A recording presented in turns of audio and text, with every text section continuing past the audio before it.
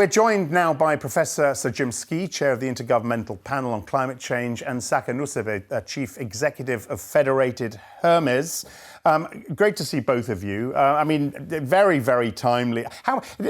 Let me start with you, Jim. How many, and you know, without wanting to sound cliched, how many people have said to you this week in this heat, you did warn us?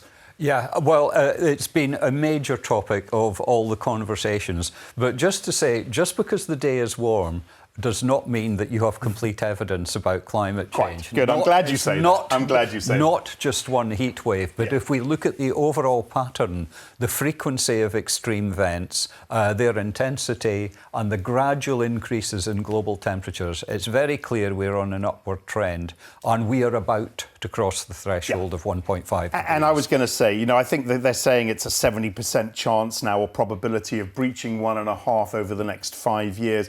Is it time for the IPCC to explicitly tell governments that 1.5 is no longer a realistic goal? Right. We are not a 24/7 organisation. We're only 7 in the sense that we produce our reports every 7 years. So we're working on it at the moment, but it's clearly updating our methods with the data that's available. I think I'm using the formulation, it is almost certain that we will cross 1.5. Yeah. Is there enough of a realisation, though, just before we come on to you, is there enough of a realisation at the policy level that this is where we are? I think there is actually, obviously with 1 or 2 exceptions, but I think the message has got across. We heard the UN Secretary General's speech earlier in London, Climate Action Week. It's fully acknowledged at the UN level, international level, most governments, that we are on our way to much higher temperatures. Saker, is the finance sector stepping up on this agenda, do you think? I think it is. I mean, not equally and not in the same way. Let me just say 2 things about the finance sector. One is we have 75,000 people in London Climate Week. It's a big number. It shows there's an interest. Yeah. I think even those who are naysayers understand that A, it's a mega trend, and B, there are risks even if you can't see the rewards. And that's the key. It is a mega trend. And it's a megatrend because the war in the Middle East has shown how it is of strategic importance. Note that China, for example, survived it much better than others thought because it has already electrified a large part of its grid, so it's become political. It's a megatrend because the price of oil has re-accelerated, for example, the shift to EVs, which people have gone on about.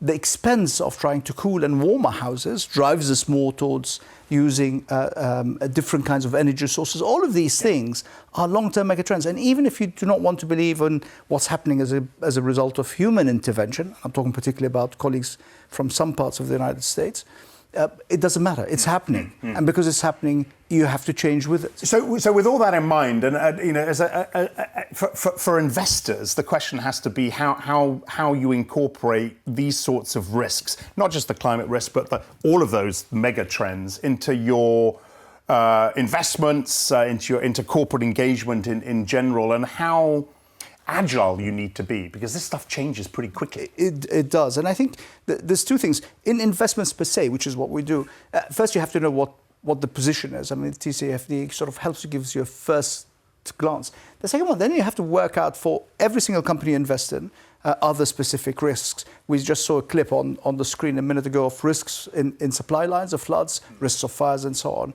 and perhaps risks of breakdown of supply. But there's also opportunities. That's the second thing you've got to look at. Let's flip that over. We also represent some 2 trillion in assets where we engage. EOS is the earliest engager in the market. There we have a much longer engagement span with companies, typically over 10 or 15 years. And with them, we talk strategically. We can see this trend. It's almost inevitable we're going to cross 1.5. It's going to affect business. So how are you making a business resilient to that? Jim, I know you're not in the finance sector. You sit on the outside looking in, but clearly that the collaboration is critical.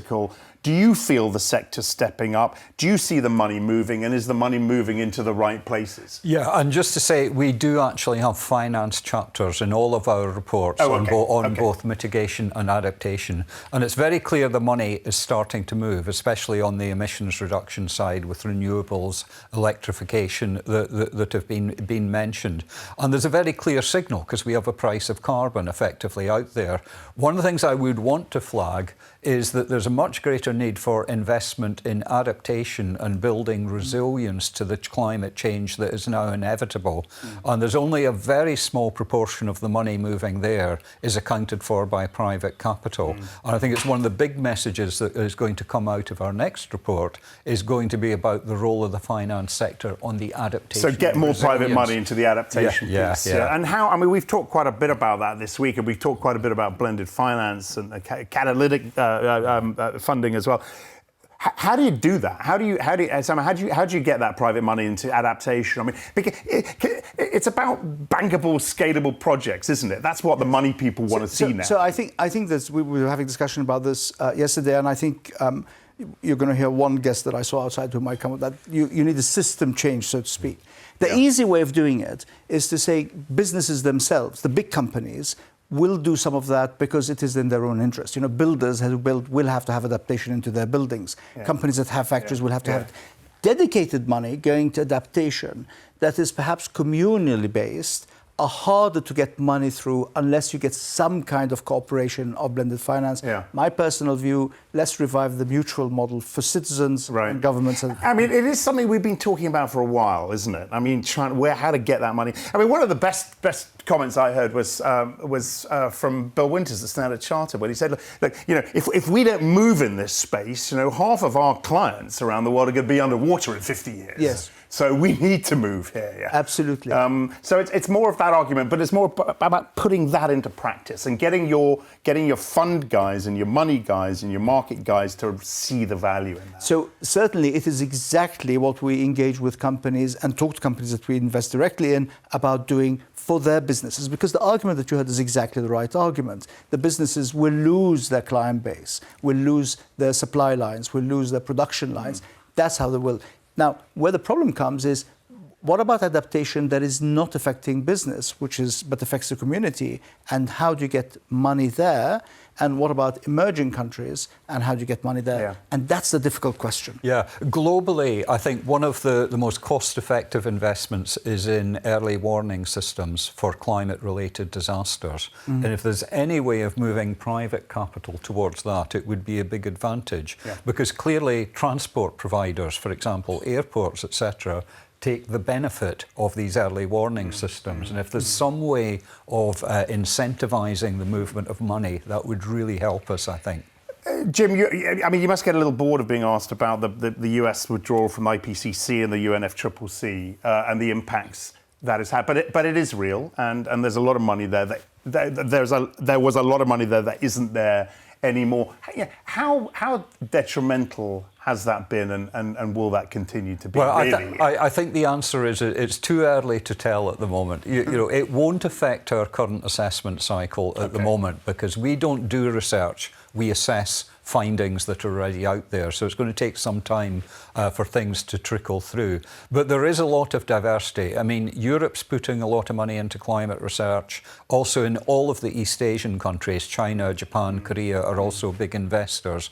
I think the one bit that we may be concerned about is collecting data from the oceans, because actually it's an interconnected system. It's not just the air, it's the oceans as well, the way they interact with each other. And we do need to collect the data to understand what's happening. Yeah, all right. Look, I've got to stop it there. Thank you so much to both of you there for coming in.